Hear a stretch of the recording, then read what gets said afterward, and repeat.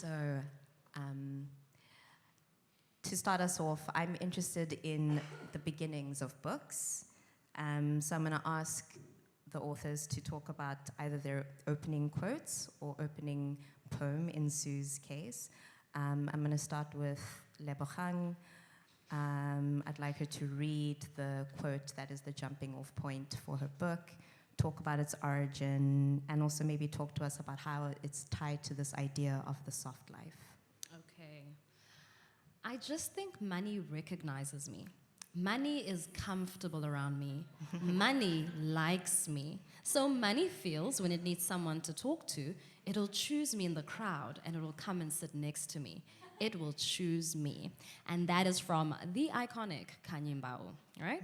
And so I choose that as the epigraph of the book because the soft life is this thing that people are participating in but also aspiring to, and it's just a life that is free from hardship. And I'm interested in the South African context with all of our socioeconomic difficulties that we're navigating. This idea of soft life, how is it enduring through all of this difficulty, and how are people still motivated to aspire for more? And the answer really is through romantic relationships, and that's what this book tries to look at. Amazing.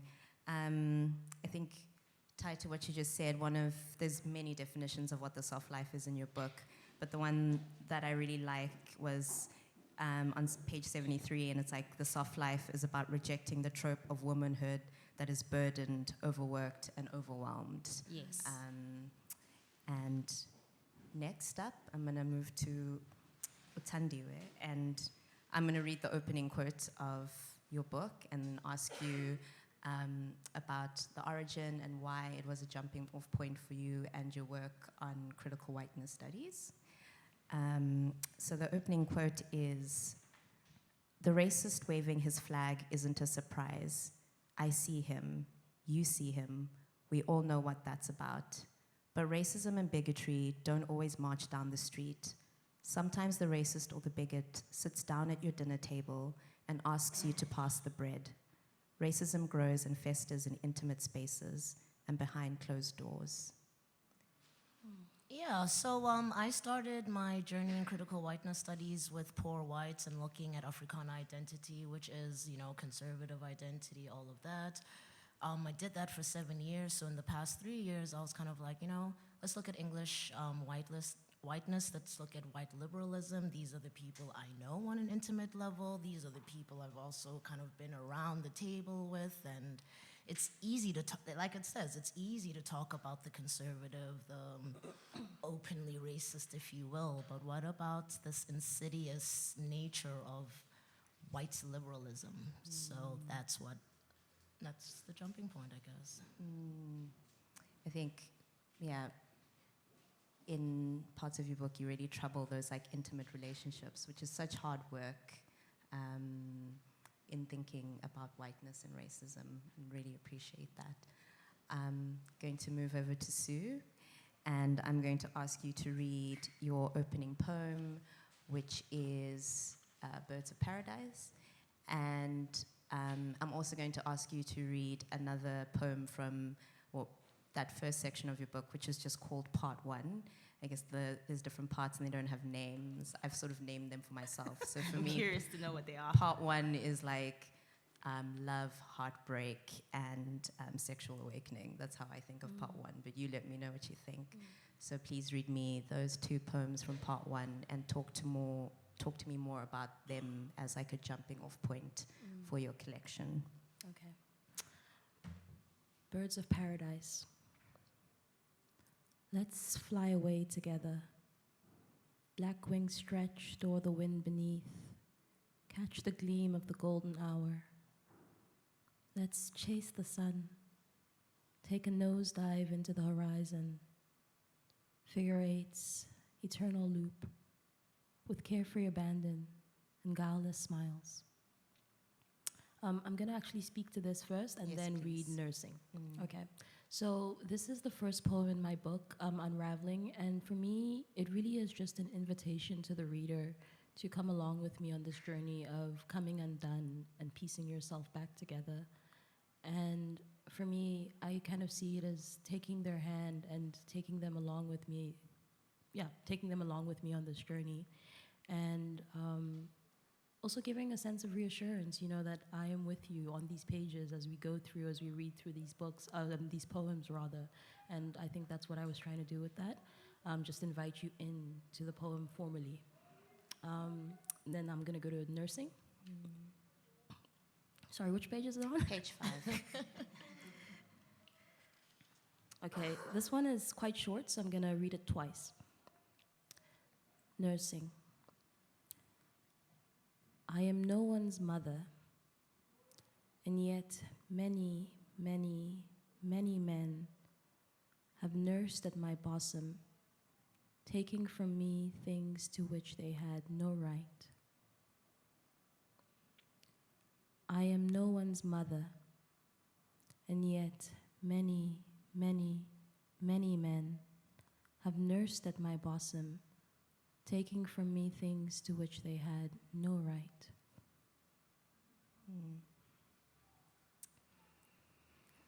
It's one of my, it hit me really hard in that first part of the collection, and it also made me think of a theme that came across in Lebohang's book about sort of like the unpaid labor that women do, the unpaid emotional labor that women do for everybody else. So I just wanted you to share that with everybody. I'm going to move back to you, Lebohang, and I'm going to ask you about something which I think is like the heart of the book, at least for me, which is this idea that our love stories as South Africans and Africans in general are worthy of being taken seriously. And I've got a quote from you from page 147 here, which is where you write, I hope that we can all regard love and romantic relationships seriously as a rich field for critical and social inquiry, because they reveal a great deal about who we are and where we are headed as South Africans. So my question to you is like, what do our dating lives reveal about where we are headed as a country, and what do sort of the current global systems, patriarchy, capitalism, etc., like how do they have like a finger in our lives? Because that's something you talk about really, really well. Thank you. So, yeah, I think love is an important site for research, because especially when you use the approach that I use, which is the political economy of love, I don't necessarily speak all the time about feelings. It's more about the things that surround the possibility of love becoming. And in many ways, this has to do with romantic relationships and what inspires us to partner up in the ways that we do.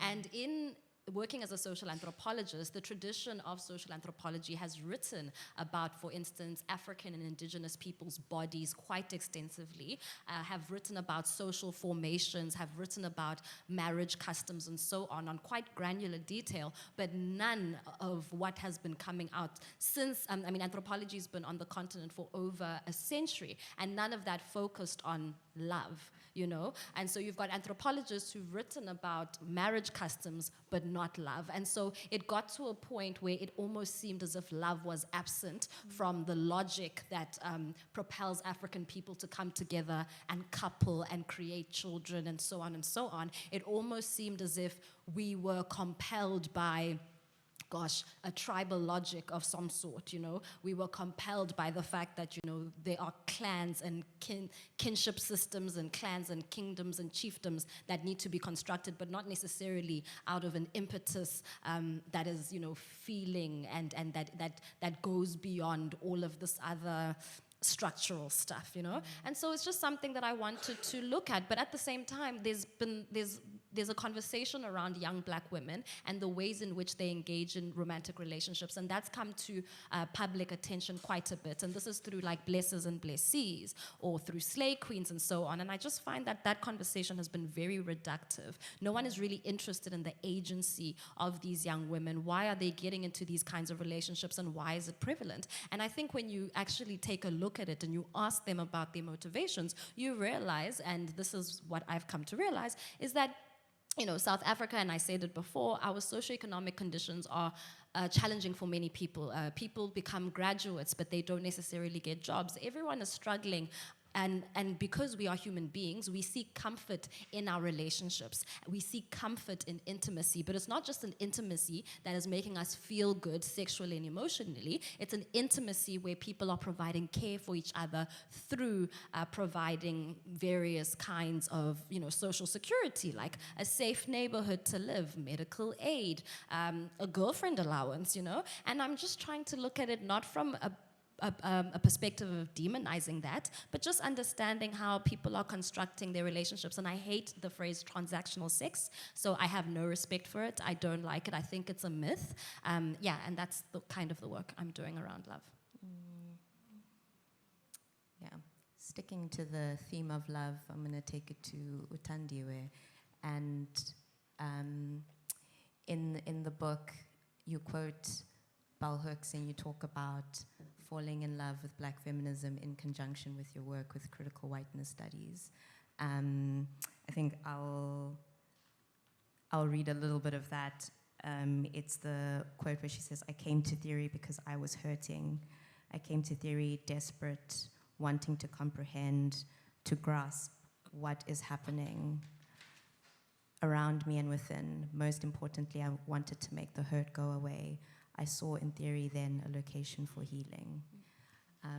So I wanted you to share that story about falling in love with Black feminism in conjunction with doing this work of critical whiteness studies. To be introduced to critical whiteness studies and to follow critical whiteness studies, I was a student at Stellenbosch, So I was hurting because of the racism. And then I got this field of study where I'm like, I can critique these people who have stayed critiquing my people. So then after that, so the Carnegie Commission, when it comes to poor whites, the Carnegie Commission investigation into poor whites is a really big thing. It happened in 1932. It's the cornerstone of any research of poor whites, but it's thick. It was published in 1920-something, some old English. I'm like, I'm not gonna read this. So I found Tiffany Willoughby Harrod, who did her analysis on poor whites was radical Black feminism. And I'm like, wow. She was sharp, she was critical, she was Black, she was a woman, she was queer. I'm like, this is it. And they say never meet your heroes, but I met her, and my greatest academic crush ended up becoming my mentor and my colleague and my friend, and she is actually the one. When I told her I got called a Black racist bitch, she's like, make that your title. So yeah. It is still wild to me that you took that sort of hateful, dehumanizing comment, Black racist bitch, and you're like, well, that's the title of my book. Yeah, exactly. Dimlo. Let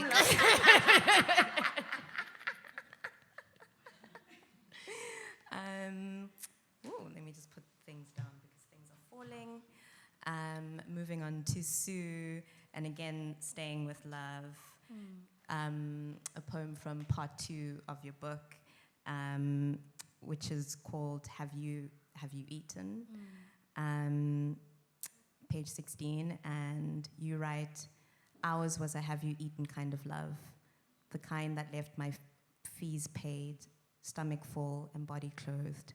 Ours was a love of needs met, where I love yous went unsaid.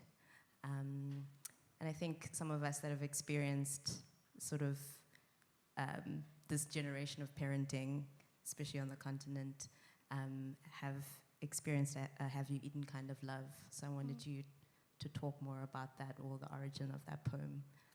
I think for me the origin of that poem was when I was at a space in my life where I was deeply seeking various forms of connection and examining my relationships and figuring out what I wanted and how I could access that. And it stemmed from a sense of need, a sense of want of care, and a sense of dissatisfaction. And but it didn't stay there, you know. It didn't stay in that space.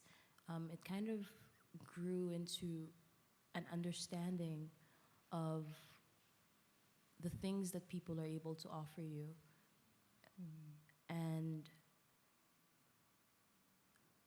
the realization that it might not be perfect, but it can be enough.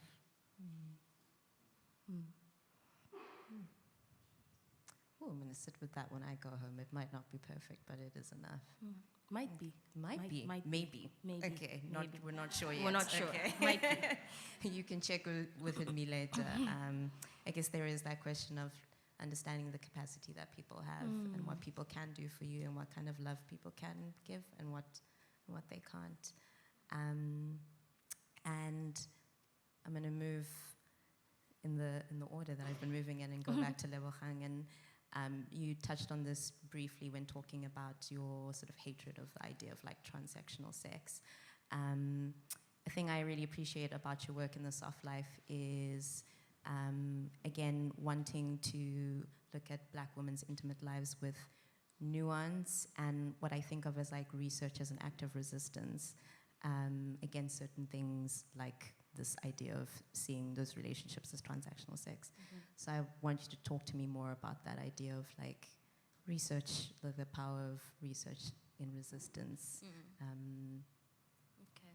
So I think the wonderful thing about being an anthropologist, as controversial as it is, because I know a lot of people don't subscribe to that being a good phrase, but I am okay with saying I'm a social anthropologist because I feel like, like Thandiwe, I know you don't consider yourself an anthropologist, but you got your degree. So like people like Thandiwe and myself, and other wonderful people, we get to be an intervention. Like we get to add our work to the canon to show the transformative power of what it looks like when you claim you're being an anthropologist in a particular kind of space, and through the knowledge that gets produced in this discipline. So for me, it's important then to ensure that, when we're all dead and gone and people look back at what was happening in South Africa in, post-millennium, and they're looking at what was being written about romance and relationships and love,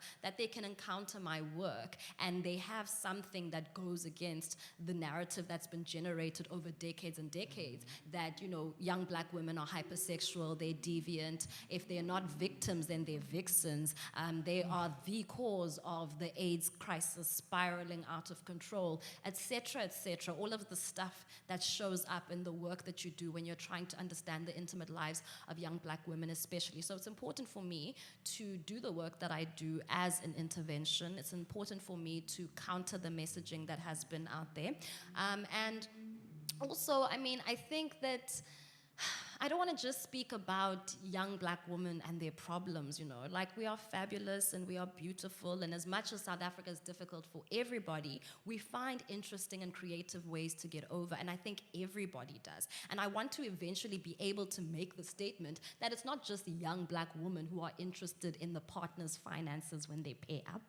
I hope I've got nods from all the people who are not Black in the room. It's not just Black women who have to consider that. All of us in this economy have to be mindful of what each of us as partners can contribute to what we're trying to build. Where are we going to live? Where are the kids going to go to school if we have kids? Can we afford to get married or not? Are we going on holidays or not?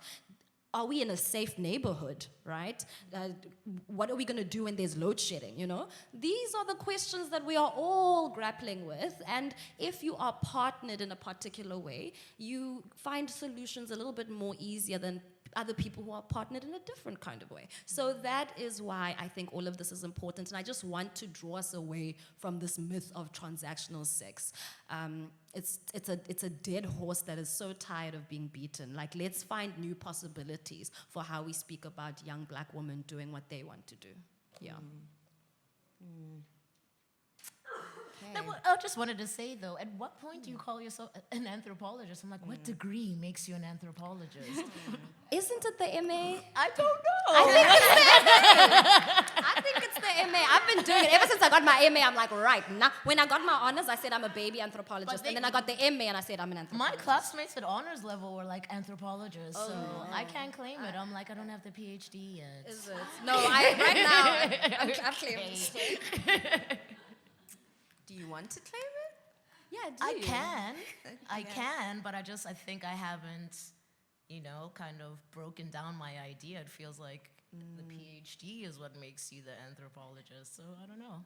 I can be after this. I'm an anthropologist now. After this conversation. I want to move on to asking you about for me, the heart of your work and this book was this idea that you can't face something that you refuse to name. And I guess it made me think of a quote that was like circulating a lot during the sort of Black Lives Matter, the height of the movement. This idea that sort of whiteness or white supremacy is not the shark, it's the water.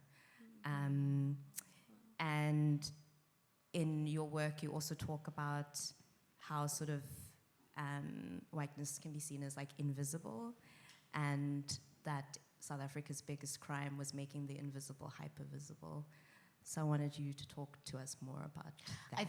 I honestly believe apartheid came through when the hypervisibility of whiteness was out. It was coming out, we're moving more towards neoliberalism, which try to make whiteness invisible. So apartheid came through and was like, no, we're going to do this even though it's out of fashion, which is why I think they get villainized by the West. But it's also kind of like, you guys are exactly the same. But, the loudness of what apartheid did was just a little bit too late for the moment. So even this idea of invisibility, we argue it because that's also a lot of this literature comes from the West and whatnot. Whiteness was never invisible. Personally, in my mind, I think most Black people have naturally a PhD in critical whiteness studies because we know we've lived under it. There's no pretending it's not there. There's no invisibility about it. And then South Africa didn't make it invisible. Now we're here I'm actually a little bit surprised. I shouldn't say all the way surprised, but it's a little bit crazy that white South Africans believe that they can enter the neoliberal discourse of the invisibility. It's just like, you can't do that yet. You have Americans being like, how do white South Africans have the audacity to talk about reverse racism, to say that there's Black racism? It's like, these things aren't there, but you've made it up and you've decided that it's there. And this is now what we have to live with. Right? And then also these ideas of non-racialism. My father and I get into these huge fights. I'm about anti-racism, he's like non-racialism. I'm like, no, non-racialism comes with this color blindness. And he's like, no, that's not the way it was originally. I'm like, that's fine that it wasn't like that originally, but the practice is to be non-racial is to be like, race doesn't exist, and who does that benefit? Anti-racism, in my mind, is to be like, race exists, this is why they exist, these are the people who make it exist, and let's dismantle that. And maybe in centuries we can be like, race doesn't matter.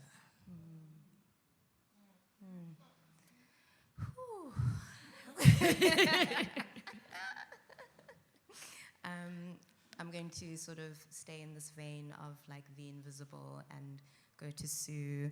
I was thinking of a poem in sort of part 3. Again, because I've just been naming parts of your book. For me, part 3 was you have to acknowledge your pain and your grief. That's what came through in those poems. And in the poem Bruises, you talk about the hurts we cannot see. And you write, this black body houses a wealth of hurt, and the evidence is invisible to most. And I wanted you to talk to me more about that poem Bruises, and maybe what I thought, another poem that I thought was like tied to that was Black Strength is Finite. So talk to me more about those poems. Okay, so I'm gonna share a funny. Well, I don't know if it's funny. You'll decide. A story about bruises.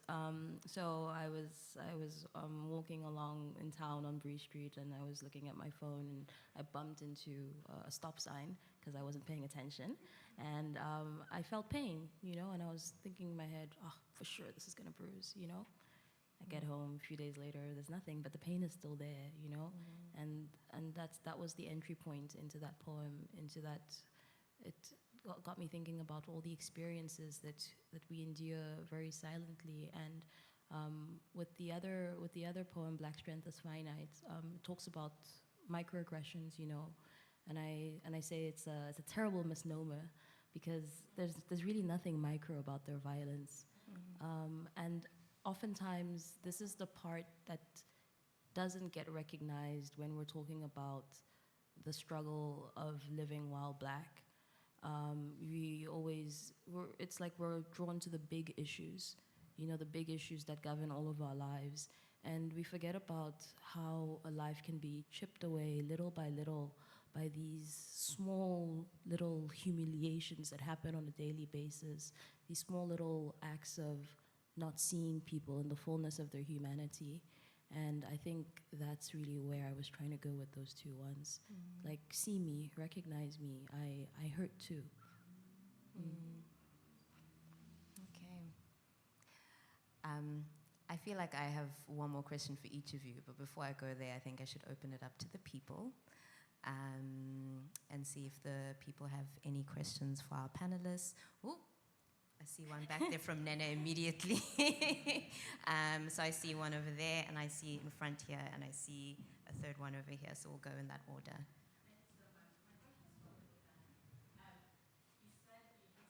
Transactional sex. Can you say more about why you hate the term? Thank you. Okay, so I'm gonna go through someone who sums it up quite perfectly, and that's Professor Simidele Dosekun. And she says, the consolidation and sedimentation of transactional sex into an explanatory repertoire to account for the appearance and possibility of urban consuming women are also an effect of the subsequent and continued failings and frustrations of the post-colony. And I think for me, because she writes on spectacularly feminine women, and spectacularly feminine women are the women who do, usually Black women, but do, the lashes and the nails and the extensions, just beautiful, fabulous women, right? And sometimes I can look that way and sometimes I don't. But what I love about this is that she's saying that instead of focusing on this thing called transactional sex and making it the problem of the people that you think are engaging in it, it's actually not these women, and that's not what's happening. It's more about the post-colonial condition and how it has created this moment where it's easy for people to equate young Black women's intimacies with transactionality, because you are immediately, depending who you are and how you see Black women, but there's a suspicion that comes with seeing a very beautiful, fabulous woman, and perhaps she's wearing designer or not, or whatever the case is, and the suspicion is, I wonder who she's sleeping with to get that, or I wonder if she can afford that, or if maybe, and what makes it worse in South Africa particularly is that post the Blessers moment of 2016 to 2018, the Slay Queens moment of 2018 and onwards, we're in a situation where a lot of our politicians have been discovered to be funding the lifestyles of young women. And so that is separate. I do make it clear that that's not what I'm talking about in my book, but because we know about that eventuality as well, it's easy to see any young Black woman who's looking good and be like, I wonder. And I hate that the first assumption or association is not, she obviously works hard and she likes nice things and call it a day. There's just other stuff that's attached to it. And that's only because it has become crystallized, it's become normalized through the literature, through anthropological and sociological knowledge production, that's just what they do. So that's my issue with it. Yeah. Okay, we have a question over here. Thank you. Thanks, guys, for sharing. Lebohang, you kind of touched on the fact that everybody, or all women in particular, are very concerned about their financial security and so. And in fact, in some cultures, young girls are raised specifically to look for the doctors and the lawyers, and it's part of that culture. And it's like, you know, black women specifically are demonized for it, because when you think gold digger, you don't think of, you know, any other race outside of black. Can you, if at all, can you like talk to any responses you might have gotten from these so-called slay queens or so-called blessees after engaging with your work?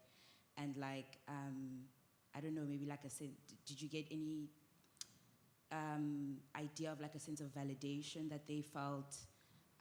Oh yeah, like what have those responses been like, if at all? Okay, cool. So just to say, so I do hate slay queens and blessees as designations, right? I do hate them, and I do try to write against them. So in terms of speaking to ordinary young black women and what their responses have been, people are feeling like affirmed and seen, because they are, just by the way, everyone, this book focuses on like 5 women, and these 5 women are like super ambitious. They're in late 20s to early 30s, and all of them have like really interesting jobs. There's a junior publicist, an advertising executive, an actuary, and there are 2 entrepreneurs, so yeah, that makes 5.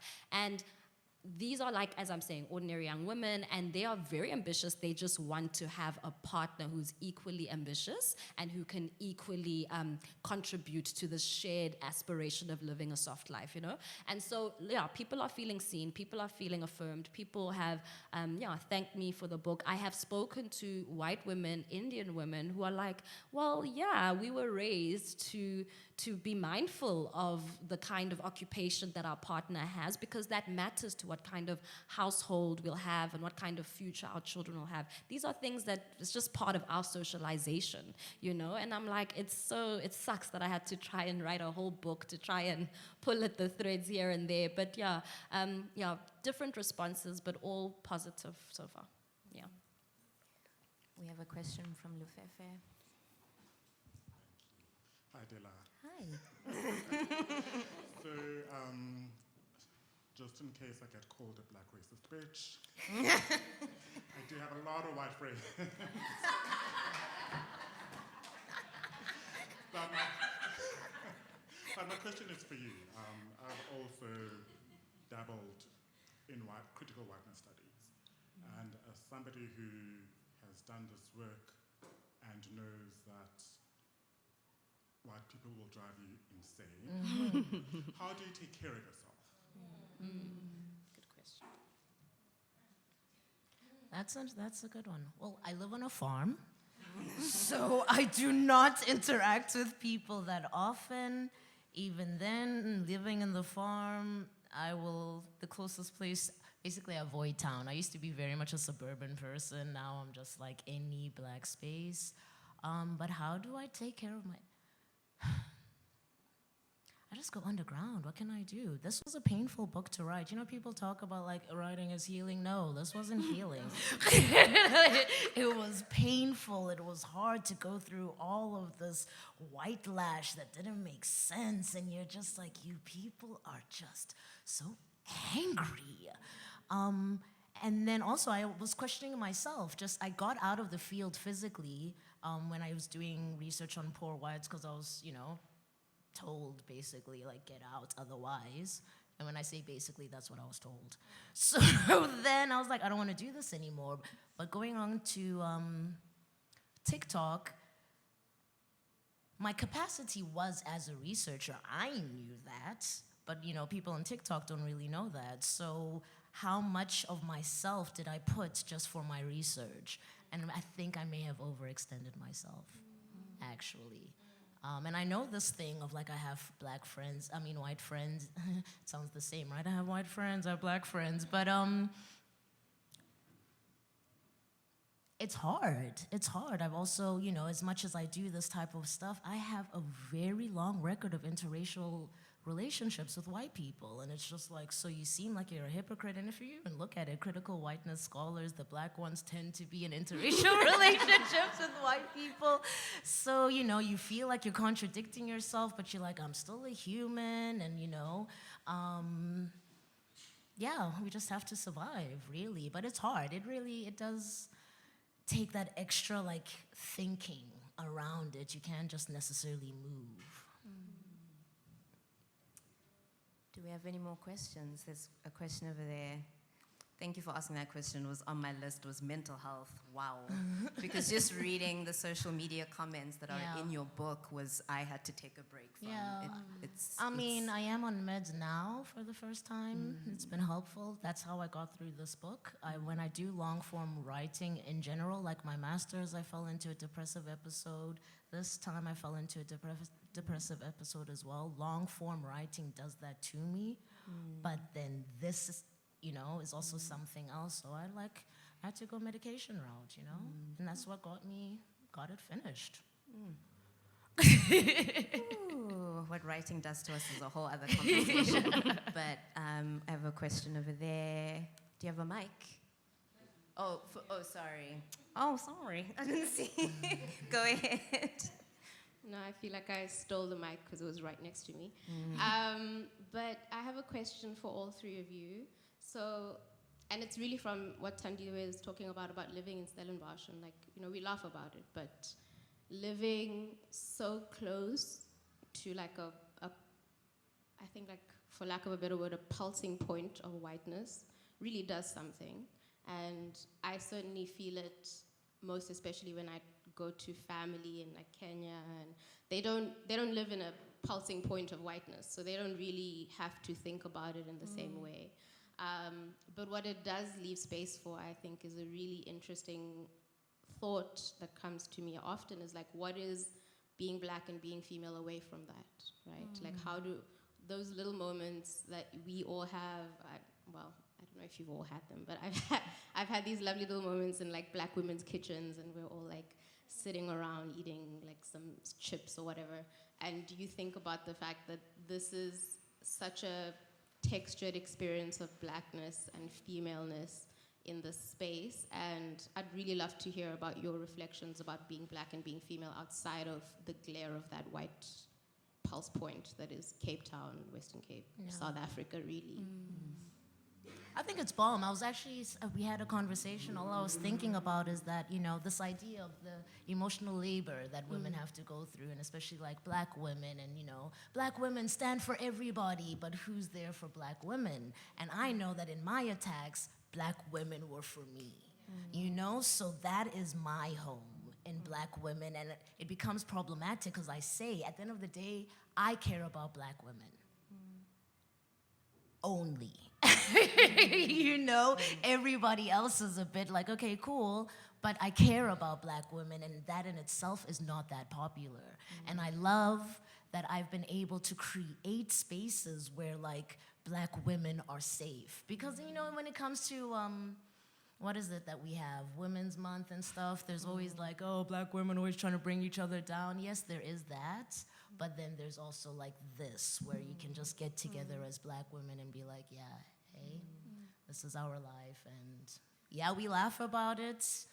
We may cry, but you have your people, you have your family, and that's what black women have done for me. I think for me, I'm originally from Cameroon, and I spent my teenage years there in a boarding school.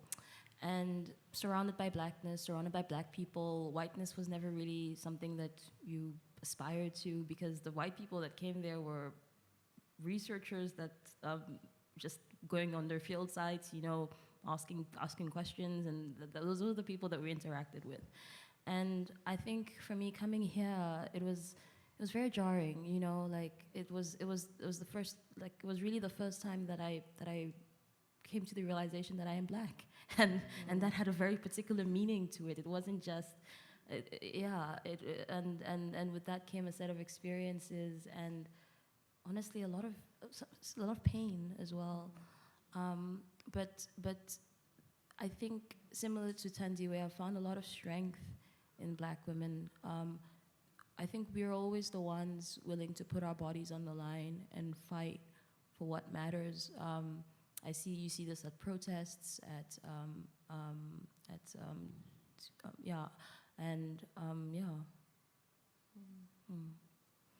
Well, for me, because I write books for children, so that is a site of joy for me. So, even when I was doing my master's thesis, the reason why Mbumi's Magic Beads exists is because the thesis was getting too much and I needed to write something that would bring me delight. And so then that's what I've been doing. So beyond, family and friendships, which really hold me up, my work with children really holds me up. I spend a lot of time with children. We read, we play, we read on a very regular basis. So that's just something that just keeps me full of excitement, because that is part of the care that I have for Black people as an anthropologist. It extends to the work that I do with children. I want to contribute to them seeing themselves and seeing their beauty, as do all the other authors I'm in community with as well. So yeah, that's me. Okay, we're gonna head back to the back there. Hi, everyone. So my question is to all three of you. And it's twofold, right? So the first part is, how is it to be Black and female in the literary spaces, right? And the second one related to that is, do you feel a certain pressure to have a certain narrative or to pander to certain narratives just because you are Black and female and in the literary space? So yeah. Do you want to start? No.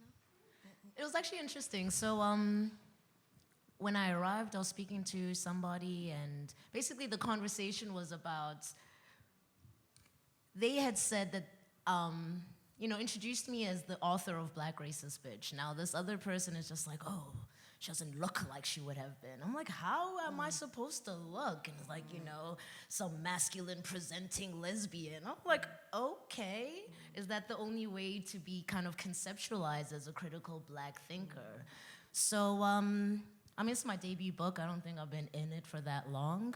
I feel, actually, I'll be a little bit, I don't know if the word is messy, but even some of the reactions, it's just like, you see the title of my book, why are you surprised, But yeah, so I guess that's as far as I can talk. I think for me, my entry into the, am I in the South African literary space? I don't know. Yes. But yes, my entry into that but my entry into that space was very kind and very gentle. And a big part of that is because at Open Book Festival, where you are right now, I met someone, an amazing author called Thandiwe, and that was really how I came into the space. She introduced me to people. We talked, we exchanged notes and thoughts around writing and things like that, and it was very integral to the shaping and the release of this book that we have now. And sorry, your question was in two parts: the literary space, and then feeling like you have to say certain things, right? And when I was in undergrad, I studied French literature, and we had a visiting writer. He is Alain Mabankou, originally from Congo Brazzaville, and he had written this book, and it was about a porcupine. I can't remember exactly what, but he used animals a lot in his literature, and he said he always gets asked, as a writer living overseas in France, why are you not writing about the issues of your country? And he just wants to be free to write what he wants, and that really stayed with me. That instance, that situation. So I've never really felt like I have to be anyone else's voice but my own. So the literary space. So I had a really great entry into it. So like I said, I was seeking stress relief from writing my thesis, and so I entered quite wonderfully with really amazing people who've ushered me through the space. My publisher for children, my publisher for adults now. So I'm really having an amazing time. I'm having the time of my life. I really enjoy this. I enjoy writing.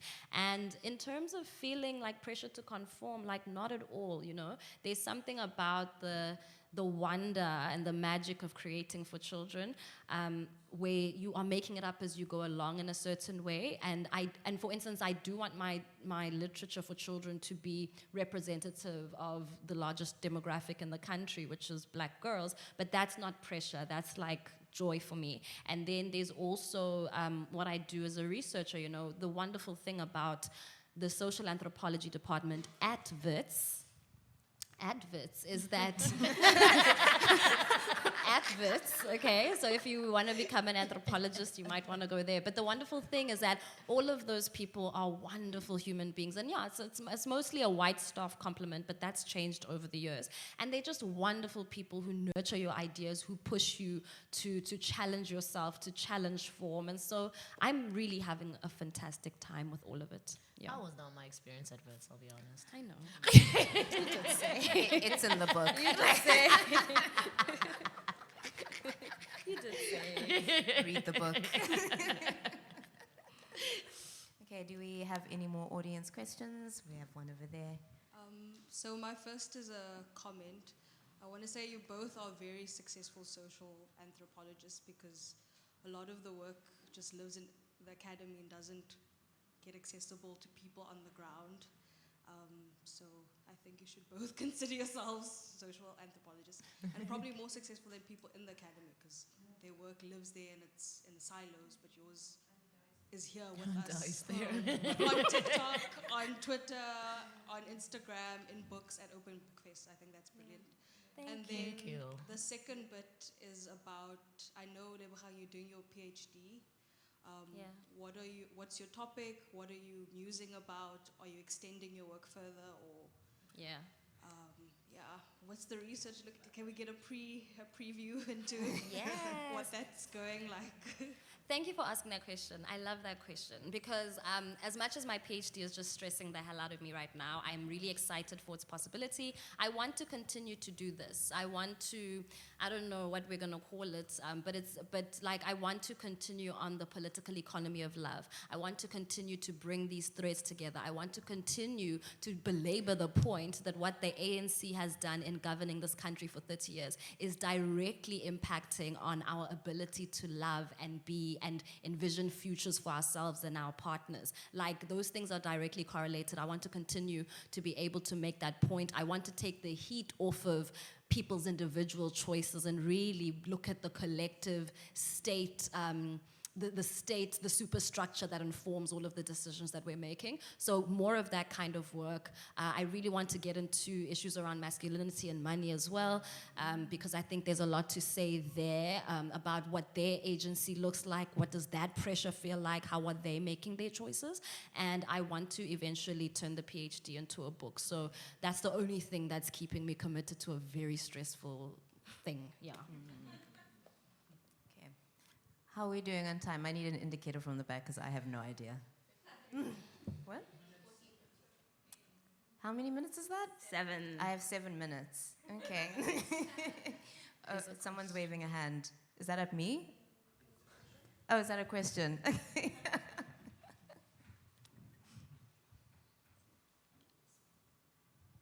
Good afternoon, ladies. My question, more especially to Thandiwe and Lebohang, but also, Thandiwe, and also to you, Sue. The extent to which you find that as you are a successful student or an anthropologist, as you say, do you find that generally there's a bit of a pressure on you to suddenly give back to the community, groom new young girls to be at your same level? And linked to that, what is your issue, or what is your view on black and female and disability?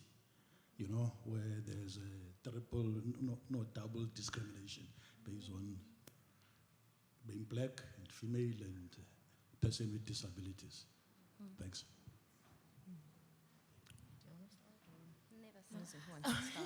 Okay, in terms of that, that's a very important point. I don't know if it's pressure per se, but I know in like feminist spaces, we'll talk about intergenerational feminism, and I have been the younger, right? Having to look at our elders and all of that. So with my book launch that's coming up in Joburg on Tuesday, I have gone for a younger host, who's 20. I don't know if you guys remember Zuleika, who did the Pretoria High School for Girls. Yeah, she's 20 now, and I'm just like, you know what?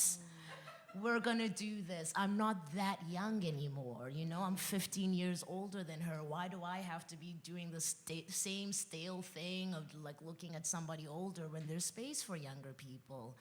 In terms of the disability part, I remember I was very briefly on TikTok for like, it didn't work. But anyhow, there was someone who did message me, a Black disabled woman, just being like, where, do you have that in your writing? And I'm like, I don't, actually. This is not something I can talk about, you know, or it's not my experience. I could talk about it, but it's not my experience. And that also made me kind of like in terms of intersectionality, can I really represent everybody? You know, but I hear you, there should be a space for that. And when we do talk about, in fact, when I do think about my intersectionality and stuff, that ableism is, you know, is there. It's just like, where do I incorporate that in my work without talking on behalf of people when I don't have their experience? I would say that for me, any form of giving back has always been very, very organic. It's never been forced, you know. It's maybe, I remember I took a break from life, as people don't want to do. I took a 2-month break from my regular life, and in one of those months, I was volunteering at this beautiful organization called Africa Unite, and I just came in to help them with their day-to-day activities, but realized quickly that there was an opportunity to inject the writing bug into people, because I love to write, and I want to encourage other people to do the same, and that turned into this beautiful 2-part workshop series on creative nonfiction and accessing and talking about their experiences as migrants, refugees, and asylum seekers through the lens of poetry, and that was honestly really, really great to see the kinds of things that they came up with. So it's been through those kinds of partnerships. And I think, like Thandiwe said, I only have so many points at which my identity intersects. And while I do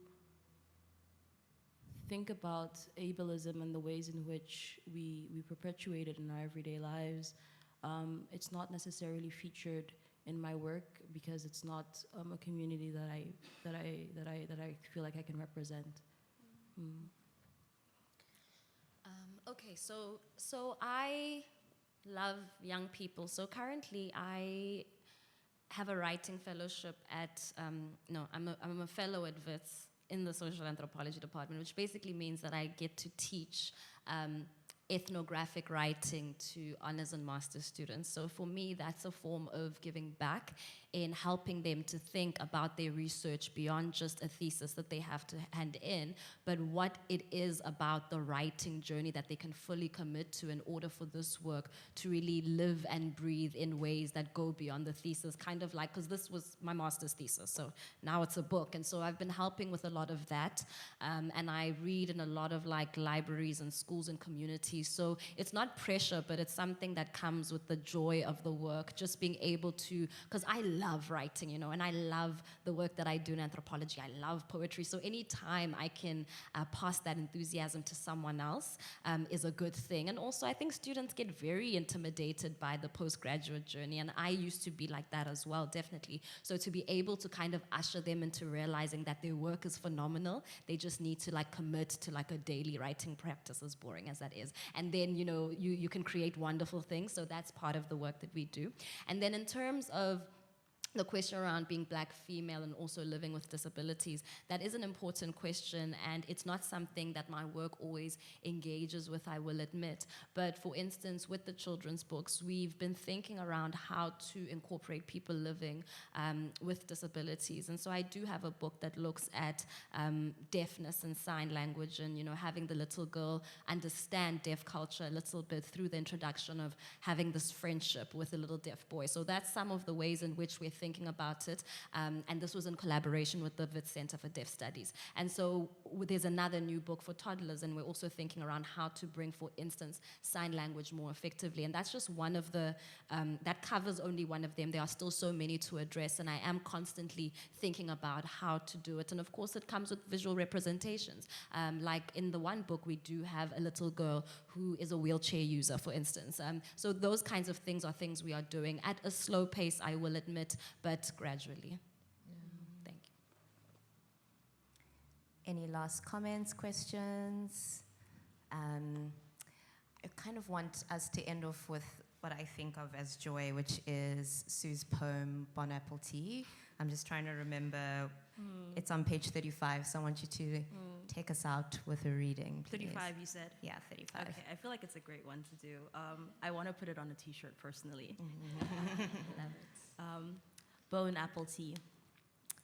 I want an appetite for life so voracious, it puts the gluttony of capitalism to shame.